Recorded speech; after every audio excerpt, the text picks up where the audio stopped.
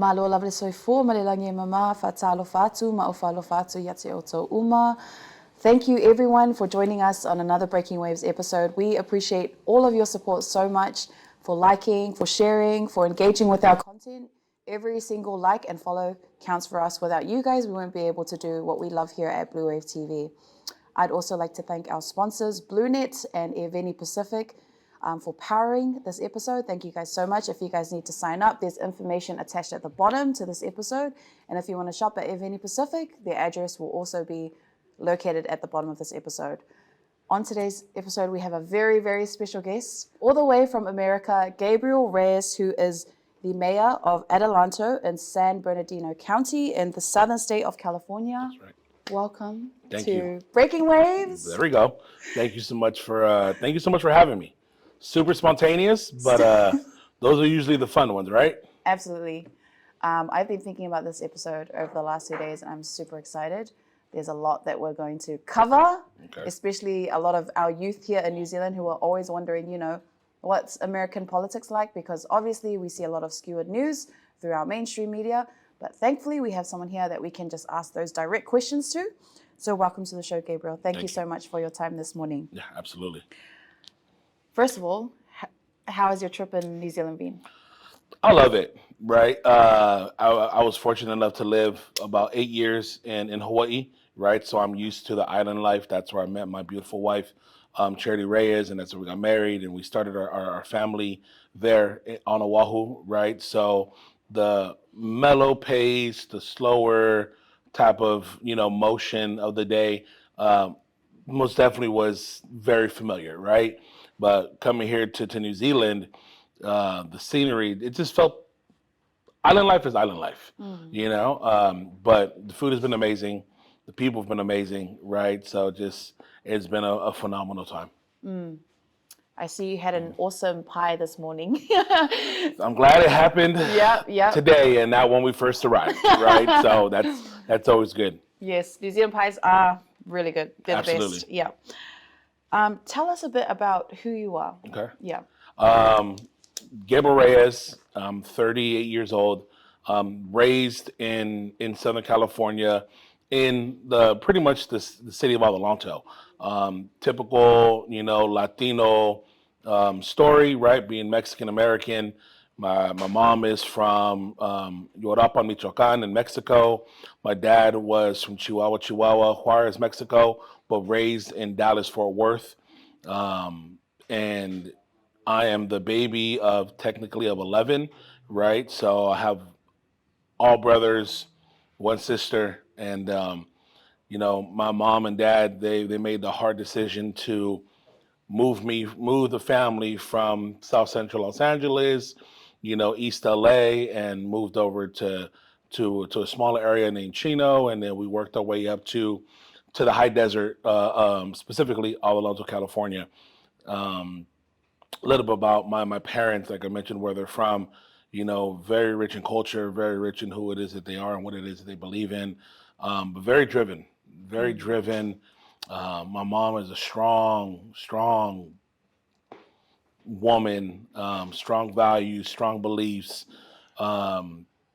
Growing up, I would say she was stubborn and hard-headed, right? But that's just, she knew what she knew and she believed what she believed, right? Unapologetic for it because it helped her raise 7 boys, right? My father, again, raised in Dallas, Fort Worth through the 60s, right? So if you are familiar or understand American culture, right, or American history, because it's not really culture, it's just a part of history, that's what's known as like the Jim Crow era, right? So my dad in 1960 was a 19-year-old Latino, Afro male during a very racist time of history. He went to an all-black high school. He marched with Dr. King, protested with Malcolm X. He was what he would share with me for a lot of his life, a rebel without a cause, right? He just knew that he had to fight for something, not knowing what that something was, right? So a lot of who it is that I am today, I have those values and I have those beliefs because of my father, right? I look at life very outside of the box. I don't, I'm not easily persuaded or easily influenced. I look at things and they have face value, right? Because it's someone's truth, right? But necessarily doesn't have to be my truth, right? So grateful for the paths that my parents lived, and it helped make me the man that I am today. Fortunate enough to get involved in local politics at a young age. Uh, I was elected the mayor of the city of Adelanto at the young age of 31 years old. I'm serving my second term. I'll be running for a third term this November of 2026 to continue on just the leadership of my community. The second youngest elected mayor in the state of California, and the fourth youngest in the nation.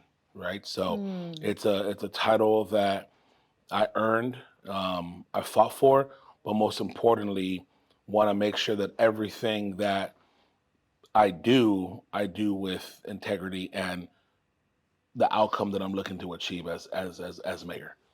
I love that. Tell us about your journey into politics, more recent events, and how that's gone on for you. And I'm being tricky here, but your calling into politics as well. So, when God called me to run, I didn't know if I was a Republican. I didn't know if I was a Democrat. I wasn't an informed, quote unquote, voter, right? I voted twice for Barack Obama, and I was going to vote for Trump because he was a billionaire, right? A lot of people, not a lot of people, but a specific population of people vote because of what they hear. Oh, the first black president, be a part of history. Oh, a billionaire, right? Knowing nothing about what it is that they're trying to genuinely accomplish, right? There's a lot of misinformation and not enough research done into people and what it is that they're trying to accomplish, why it is that they want to be a leader. I think the political scene has made it you're either one or the other, you can't be both. And I think that's wrong. I think that's not how you unify people. That's not how you really make impact, because when you're in that leadership position, you're not supposed to be loyal to a party. You're supposed to be loyal to the people that you serve and to the people that elected you, right? So for the city of Adelanto, we're 70% Latino, 17% African American, and the rest is white and other, right? So I'm not just serving my Latino community. I'm not just serving my black community. I'm also serving my white and other, right? And that's where the political scene has really, in my opinion, been quite toxic, right? Because it doesn't allow you to sit down and have a simple conversation with the people who you're supposed to serve. Yeah. Public office is not an office of power and fame. Public office is a servitude. It's your job to be a good steward for the responsibilities that the position and the title carries. And too many times people use it as a stepping stool because they have selfish motives. Now, they don't lead with those selfish motives, because if you know, oh, you just want to get involved in local office because you want to go and become an assemblyman, well, then you really don't care what's about to happen to me. Your loyalty's going to be somewhere else, right? So it's kind of what I've learned through my 7 years of being in politics. But when I first got elected, it was just because I wanted to change what I believed was wrong in local government in my city. I dealt with a city that had a lot of corruption, years and years, decades of corruption, from police departments and captains that owned chop shops, which is like tow yards, and illegally impounded people's cars and then would sell them off. Back to back police captains did that, to youth sports embezzlement, right? To blatant corruption of local power, right? A mayor and a mayor pro tem who were both arrested for taking bribery charges, right? And in a very controversial industry of cannabis, right? So those are the leaders before me. So growing up in the city, as a kid, these things you don't think about it. You just like, oh, okay, it's Adelanto. Oh, okay, it's Auckland, right? I'm used to these roads. I'm used to the grass. You don't think about the decisions and the things that are happening, right? You're just living life, as I was. And then I got older, right? And then I got into office. And when I got into office, oh, that's what the captain was doing, because he illegally impounded my grandmother's car.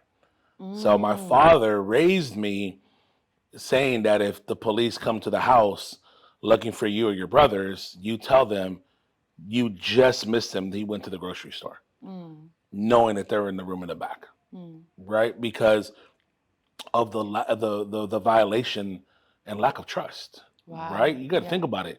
Those positions, and I'm not sure what to say in your cop cars, but on the cop cars in America, it says to protect and serve. How are you protecting and serving when you have people who are being told, you have kids being told, tell them that your family just left? What type of violation, what type of abuse, what type of neglect, right, really was happening for that to be something that people have to do, right? That's a lack of trust. It was abused, it was violated, right? So that's why I say those things. To then running, and it was one of those things that God truly called me to do. I have a strong relationship with Jesus Christ as a Christian. My wife is really my, not spiritual compass, because Christ is that, but she for sure plays a major role in the things that I do and how I move, because not only do I know I got to answer to God, but let me do something stupid, I got to answer to my wife, right? Shout out to you, baby. I love you. Charity Fallout, Reyes, she plays a huge part in who it is that I am today, right? Forever grateful, 13 years not being married, and, she didn't sign up for this. And that's one thing that a lot of people also don't know. Your family signs up for politics because of the decisions that I make, whether good or bad, right? There's people out there who can't stand my wife because of me. Yeah. Then there's people out there also who love my wife, don't even know her because of me, right? So it's a two-edged sword. But just, not trying to go be long-winded, but God called me to this. I really didn't know what I was gonna do. Yeah. But I knew with my relationship and confirmation that I have with Christ that it was something that I had to do. And what's crazy is, give you the long story short, God called me to run for mayor. And remember how I mentioned that my mayor pro tem got arrested by the FBI? His seat became available, so there was a special election, right, to fill the seat. And I thought that was my end. I'm gonna just, I'll run for this and then I'll work my way up. Long story short, God said, I didn't call you to run for council. I called you to run for mayor. So I didn't do the special election. I waited. I was obedient, right? And 2 years later, in 2018, the seat was available to run for mayor.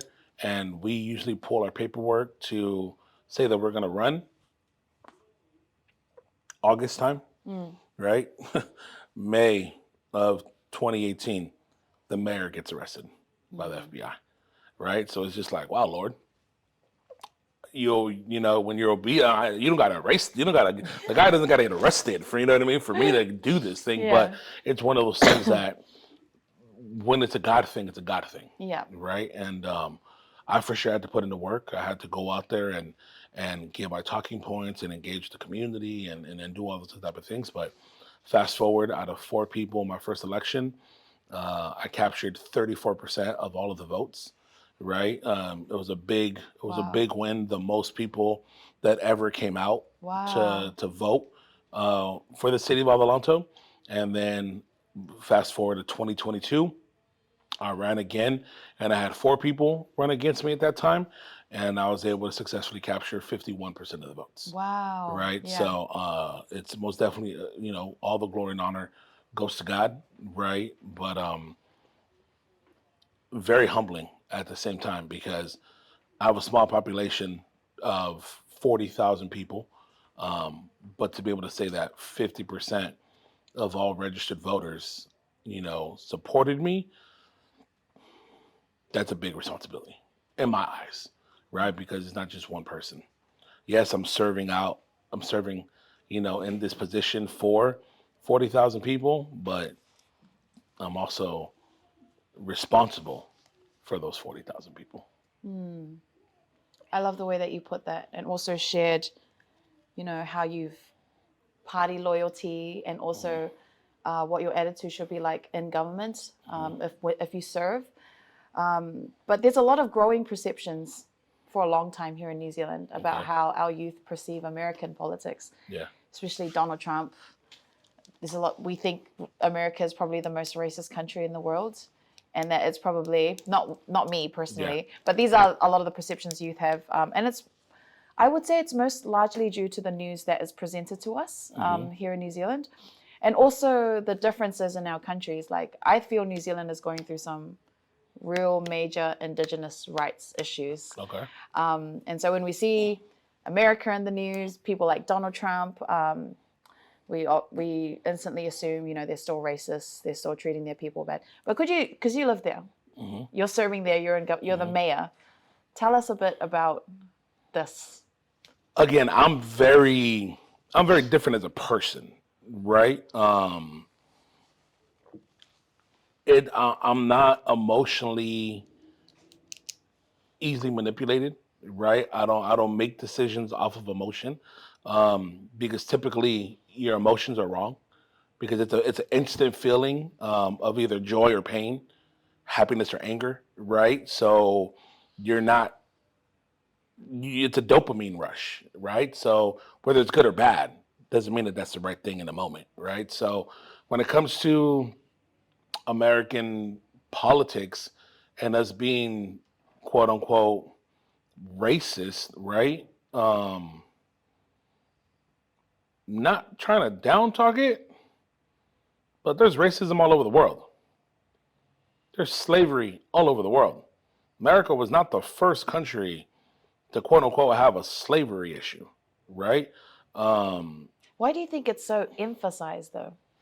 It's such a focus point for people. Because I could be wrong, right? But I think America is one of the fastest growing countries in power. I think America is one of the fastest growing countries in influence. It's the hot thing, right? Like any hot thing, it breaks barriers. It just the focus and the attention, right, goes on that hot thing. America's what, 250-ish years old as a country, right? To be considered one of the top 3 most powerful countries in the world, when you have other countries like China, Russia, Germany, Brazil, the UK, and America rose that quickly, right? But racism, that's to me, that's a hard topic to talk about, because I had a father who was raised and lived through one of the most racist parts of American history. Like I said, the Jim Crow era. And the way that he programmed me growing up wasn't a crippling type of thing. He didn't talk down to me that I'm less of a man because I'm Mexican and have black family. He didn't talk down to me like the color of my skin or my culture, ethnicity is a disadvantage. He made me to be just better, right? I don't have the excuses. I don't have the mess ups and the redos, and you know, I don't have a magic reset button to do it all over again, right? So I just wasn't programmed to look at racism as an issue. Have I experienced it? Absolutely. But I feel that the racism that I experienced was because of the way that I was choosing to live my life. When I was choosing to dress like a hoodlum, act like a hoodlum, do hoodlum type things, I got hoodlum like responses. If I wanted to have an attitude and belittle people, that's what I got in return, right? I've learned over the years, you're the average of the 5 people that you associate yourself with. If you hang around with 5 broke, busted, and disgusted people, you're going to be the 6th. If you hang around 5 successful people, you're going to be the 6th. You are the average of the people that you associate with, right? So I'm not saying that it's either right or wrong, right? But I've never looked at racism or that as a reason why it should stop people from thriving or striving to just be better. I'm a firm believer. The minute you stop growing is the minute that you stop. The minute you stop learning is the minute that you stop growing, right? And when you're done growing, what typically happens? You die, right? So I take life experiences. I take things like my father and what he went through and what people go through and what cultures and ethnicities. I'm not saying that it's not real. I'm not saying that it's not relevant, because it very much so is. But I'm not going to dictate the way that I live my life off of what happened to other people, because I can't. I don't understand that pain. I can't speak on that pain. I can't embrace what happened because it didn't happen to me. I can talk about the racism that I went through. Yeah, dude was a jerk. Yeah, lady was, a Karen, right? But that was just a moment in life, When it comes to Donald Trump being a racist and all those other type of things, really understanding government is what matters, right? And it's just a narrative. I'm a firm believer that the way that you control, manipulate people is by division and fear. If you can have people divided and if you can have people being afraid, you've won 50-60% of the battle. Because if people stop trying to do research, if people stop trying to look into things and get their own understanding and allow other people to tell them what it is and how it is, then that's what it's going to be. Right? You're allowing the other narratives to drive what you believe to be true, right? Just looking at American politics, yes, Donald Trump is the president and the commander in chief over America, right? But does he write the policies? Does he write the laws? No, he doesn't.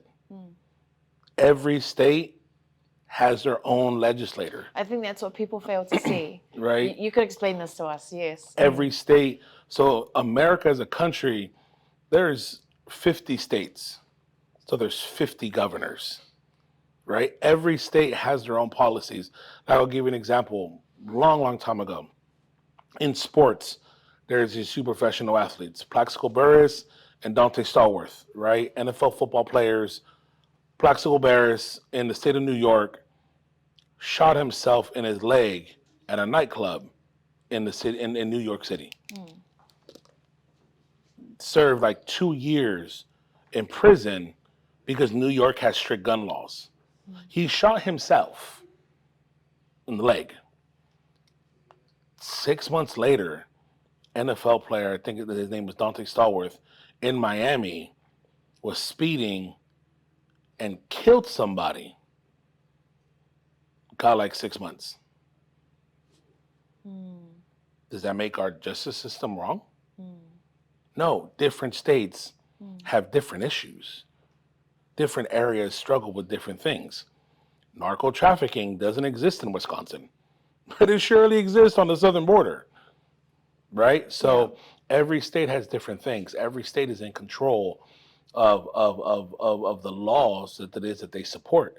And there's different levels of government, right? As I educate people and they ask me, why am I not so worried about the president? Because what the president does does not impact my day-to-day life. Most of the time. Granted, COVID did, right? But that was a global thing. But typically the decisions that happen does not have a direct impact on my day-to-day life instantly. You know what does? My local propositions. You know what does? My local bills. You know what does? The local legislation that gets passed in my region, in my city, in my state. Those things matter. Those things affect me day to day, right? So understanding and being informed on where really the decisions happen and how they impact your day-to-day life, that's what we should be paying attention to. I tell people, I can care less who the president is. Who's my city council? Who's my school board members? Who's my water board members? Who are my county supervisors? Who are my state representatives? That's what I'm worried about. Tying this back to the racism thing we talked about, and also how important local board roles are. The first thing about racism, right? Here in New Zealand, I'll just talk to you about this. This current government, which is a right-wing government, has centre-right, have tried to remove tried to alter the foundational document of the New Zealand government and the Māori people, which is the Treaty of Waitangi. Okay. And also, Samoans have had a special relationship with the government established through the Treaty of Friendship, but through law, they've treated us horribly. Okay. There are the dawn raids that happened. They don't give us our visa waiver rights, which we're so entitled to. We've had to fight for the very basic things, right? And this is the reality of here in New Zealand, how they make laws that disadvantage certain ethnic groups. Okay. Does that happen in America? And what are your thoughts about what's happening here in New Zealand in contrast? Drastically different scenarios, right? So please, pardon my ignorance, right? That's fine. What here locally, what makes the visa process so important? For here in New Zealand, for Samoans? Well, the office back in Samoa is only open once a day. Okay. It's important because there's a large population of Samoans here. Okay. And if we have funerals or family things that we have to attend to, they can't just hop on a plane and come. They have to wait. There's a process for it coming here, and then by the time that their visa's been approved, the funeral's over. So it has to get approved here? Yeah, for them to come. Okay. Which takes time, and it doesn't add up to the amount that Samoans have contributed to this economy. Okay. We helped build this country. And Australians, 1 million, 2 million Australians could walk in without a visa today. The government doesn't care. So is China as well. Oh, wow. Millions could walk in today, but for some reason, there are certain Pacific Islands that are excluded because they believe that there'll just be a bunch of overstayers. This is something that I live by, that my dad instilled in me at a very young age. Right is right if nobody does it. Wrong is wrong if everybody does it. Right? So when you take something, and again, because it is such a normal part of life, right? Traveling to, Australia, traveling to Samoa, traveling to the Kingdom of Tonga, traveling island to island. That's what I'm saying, pardon my ignorance, because no, it's fine. It's it's like going almost like state to state, or going to Mexico and coming back, right? For us in California. Yeah, I don't have to do a visa to go to Mexico. I can just drive across and come back and just show them U.S. citizenship, right? There's other processes for residency, right? So maybe that's something to think about, right? Like, can you just come here and overnight established like credit and you know what I mean? Like the way of life is it just something that can easily get picked up? I don't know, right? But for visas, that's crazy. Yeah. It's wild. Those are some of the issues that we deal with here. And it's very unique. New Zealand's very unique because we have these treaties formed with the New Zealand government. But so question. If that's the case, is the New Zealand government like blatantly saying we don't give you visas because we're worried about you staying here too long? So then what's their logic on not doing it? I need to actually run that because I feel like there have been ministers who come out and have addressed that it'll cause a overstay problem. Yeah. Is that right, Karl?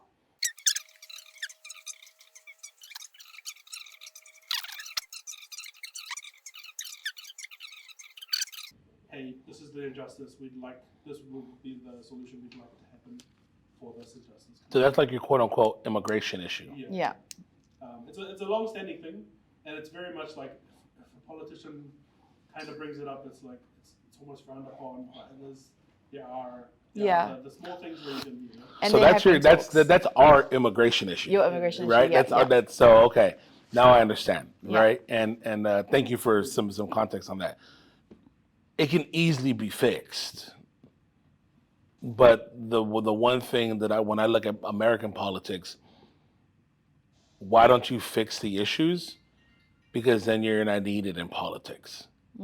A lot of people get into politics because they want to make a career out of it, right? So think about it. If you fix this visa issue, the question is, how many politicians do you have in office right now that one of their talking points is, I want to fix the visa issue? Right? I don't know. But it sounds like that's a very heavy talking point on what's going on in government politics here, right?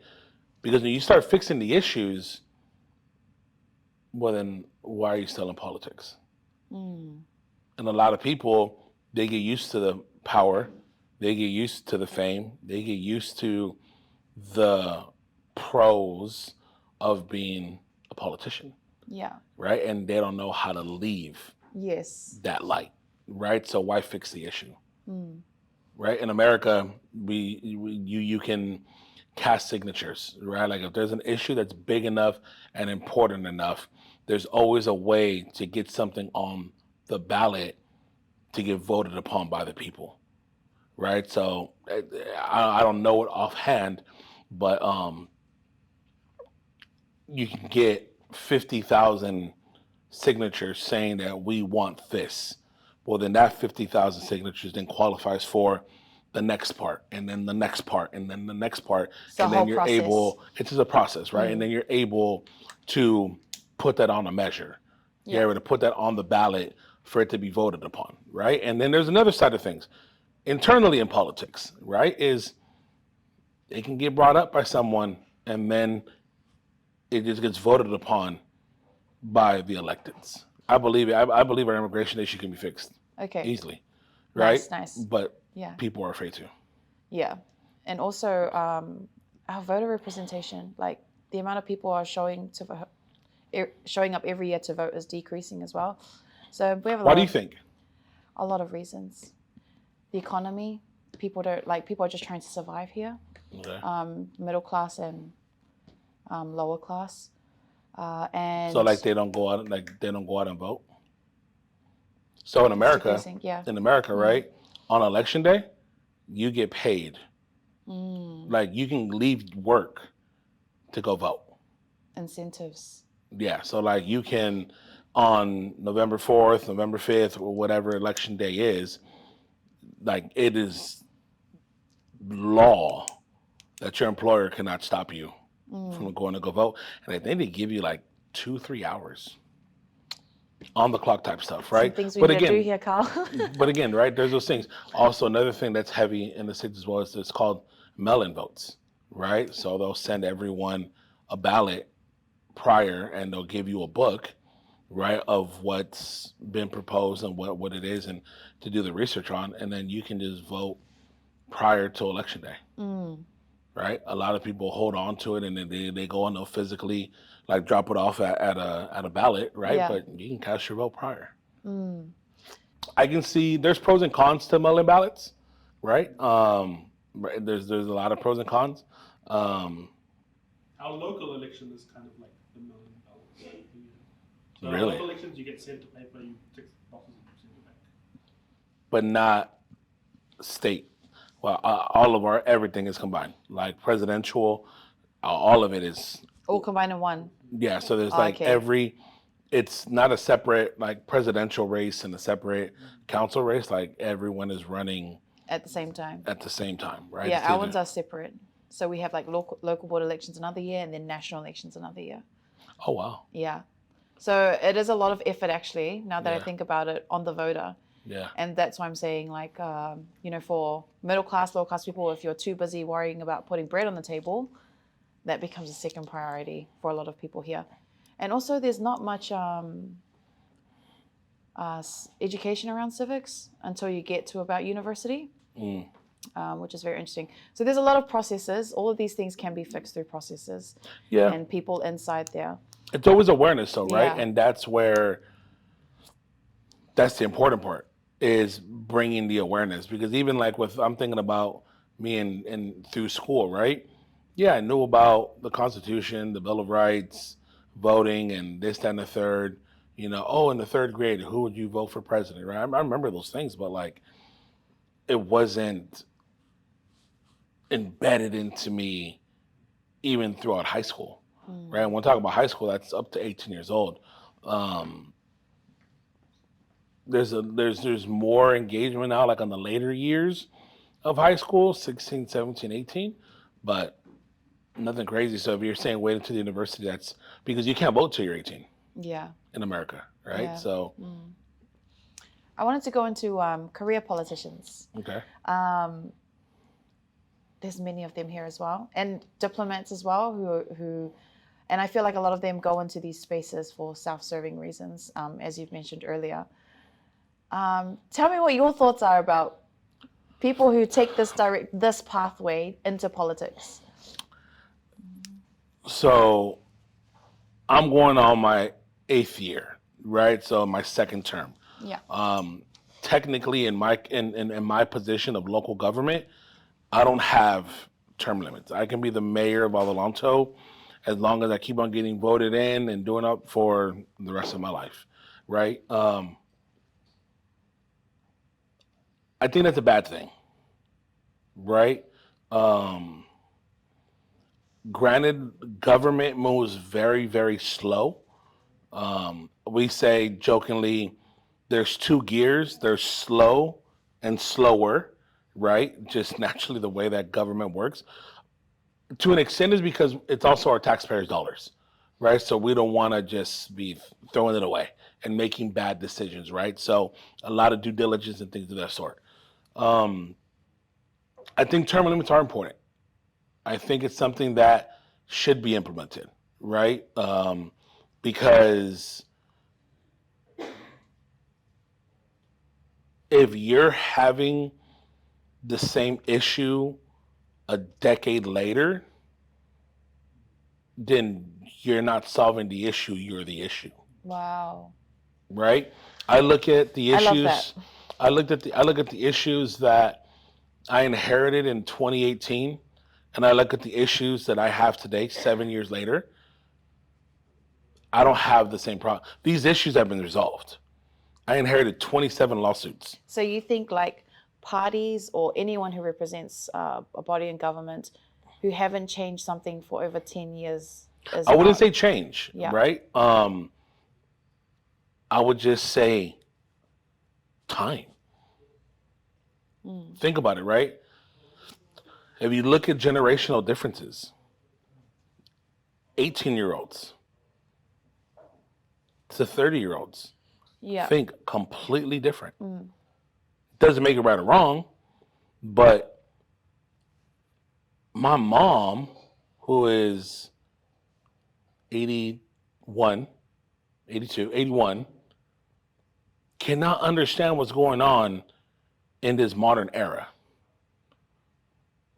Values are different. Everything is different. You know what I mean? There's just completely different technology, AI, robotics. That is the wave of the future. Why are we having people who can't use a cell phone dictate and create policies on innovation? That's a problem. Like you know what I mean? I'm not trying to insinuate things, but if you have no knowledge or recollection of it, why are you the one that's making the decision? Oh wait, you're not. Your staff is. Yeah. So you're just a talking person. You see, there's just a lot. So, have you dealt with these kinds of people in your line of work? How so? What do you mean? Like with people who are in there to serve themselves, you can kind of. Oh, for sure. How have you managed to navigate that? I don't. So what's your approach to it? I just don't deal with it. You just kind of just like I write just them go off? to the next person. Really? That's because there's not one end-all be-all person that controls everything.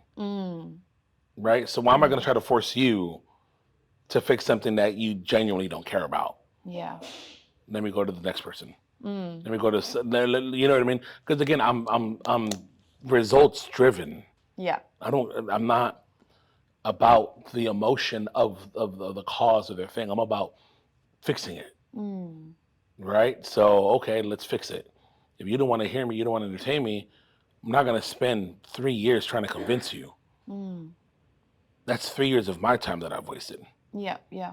If you're not going to get it, you're not going to get it. To push to you another perspective, a lot of these career politicians, they actually do communities a lot of disservice. Okay. How do you put in processes in the system to ensure that they don't get away with whatever agendas they have on board to serve themselves? Well, that's the issue right there, is the self-service, right? As an elected, when I got sworn in, it's my job to defend the Constitution of America and to defend the Constitution of the state of California from all enemies, foreign and domestic. That's an oath that we take, right? So it's my job to instill that everything that I'm doing is for the betterment of the people that I serve, right? So one of the things that my mentor taught me and that I've implemented on my personal computer, but I share with everyone on my dais, is, am I voting for what's best for the city of Adelanto? The city of Adelanto. Not the residents, right? Not the Democrats or the liberals or the socialists or the Republicans. The city. The city, because that's my responsibility. I am the mayor of the city of Adelanto. Not the mayor of the Republicans in Adelanto. Not the mayor of the Democrats in Adelanto. I'm the mayor of the city of Adelanto. And guess what? The population's going to change. The people are going to change. So it can't just be, it has to be bigger than yourself, right? So that's an important role, that's the culture and the mindset of what it is that we're doing. Why are we in this position? It has nothing to do with me, right?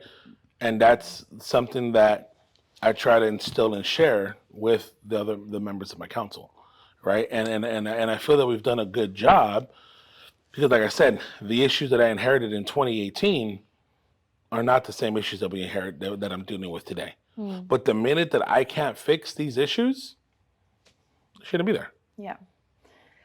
The last topic I wanted to touch with you on is we've had this discussion before. You've worked alongside the Native people of America.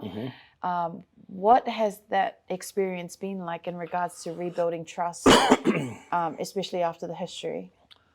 It's something that you can't rush, right? And I've learned this with having to grow and heal from mental health, right? Prior to my depression and the losing of, the passing away of my father and my father-in-law, my mother-in-law, I didn't believe in mental health. I thought it was a fugazi. I thought it was fake. I thought it was just people choosing to be weak and pathetic in life. That was just what I thought. Like, no, there's no way. Get up out of your bed, go and change your life, until it smacked me across the face, right? And I say that to say this. It is pivotal for the healing process to take its time. You can't rush it. How can, figuratively speaking here, right? How can I tell a Maori people to hurry up and be okay with what happened? How can I tell you what we did now needs to be changed? I can't. I didn't live that. I didn't walk that. I didn't feel that, right? So there has to be a serious degree of empathy that happens in that process. And I'm sorry, if you can't be empathetic to a major part of your culture and your major part of what made your country, that's a problem. Now, being empathetic and sympathetic are two very different things, right? But at the same time, you have to be okay in what it is that's being requested, right? And I think that's something that in this process of working, with the Native American tribes that we're working with, is something that I try to do the best I can to share my truth of, we're just trying to come alongside you guys and help. Does this benefit us? 1,000% it does. But it'll also benefit you. I think transparency, true transparency, everybody says be transparent. That is so, in politics, this whole let's be honest, open, and transparent, it's crap. No party is honest, open, and transparent about everything. People are too selfish. People are too egotistical to really be like, you know what, we did some messed up stuff, right? So, but establishing that trust requires that sometimes. You have to be okay with being vulnerable in doing so, right? And I'll touch a little bit about this because hopefully hopefully when this airs, we've already finished some of the stuff that we're working on. But you have to be okay in being like, hey, look, this is going to benefit you more than it's going to benefit me. But yes, there will be a benefit for me. Here's what it is. But here's your benefit. Are we good with that? When you negotiate, that's the one thing I will say that a lot of people can't stand about Donald Trump, right? Going back to Trump. He's a hell of a negotiator. I don't think he's ever negotiated anything that didn't benefit him.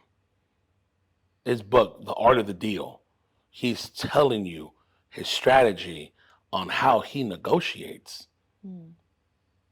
So with him being the Commander-in-Chief of America, I don't think it's going to change the philosophies and principles that made him the billionaire. Yeah, he filed bankruptcy 7 times. Okay. He didn't quit, right? He kept going. Now he's a freaking billionaire, right? But being the Commander-in-Chief, I think he's going to negotiate in what's best for the American people. That's just the way that I look at it, right? It may not be an impact right now, but it for sure be an impact that happens in the long haul, right? But you have to be okay in negotiating and making sure that it's a win-win for everybody, right? And that's what's crazy. A lot of people don't go off of that philosophy. What has made Adelanto special, and why we're one of the fastest growing cities in Southern California, why we were the largest growing city per capita in our county, in San Bernardino County is the largest county in America, right? Is we live by a 3-win philosophy. If the city wins, if the businesses win, the city wins. If the city wins, the residents win. Everybody has to win. If you go into specifically politics and wanting to beat your opponent, then you're hurting a mass percentage of the people that you represent. And that's what's messed up with politics. That's so messed. That happens here so many times. It's not about what are your 2 party groups? Yeah, our National and Labour. National and Labour? Yeah. That's the name of the parties? One right wing is National, left wing is Labour. Oh, Labour. Yeah. Okay, so National and Labour. If the National Party is just trying to beat the Labour Party, you're literally saying to 50% of the people who you represent, you're going to lose. It literally is that. You serve everyone. I represent everyone in the city of Adelanto. And that's the one thing that a lot of people get mad and pissed off about with Donald Trump is he doesn't care what he says. If you're not American, you're not American. He's not worried about you. But he's a president of America. Not everyone who wants to come and live in his country, but he's to the people that he represents. And that's a hard truth. Some people get offended by it. But again, this is probably going to be a trigger, right? But look at the Prime Minister of New Zealand. He doesn't want to have overstayers. Exactly. He's not worried about everyone coming in. They're trying to focus on just the New Zealand population, right? Does that make it right or wrong? Yes or no. But when you look at the core root of what it is, it's about doing right by the people that you represent. And that's where you got to find that common ground. The people that you represent. I tell people, like my mother, right? Immigrant. My mom is an immigrant from Mexico.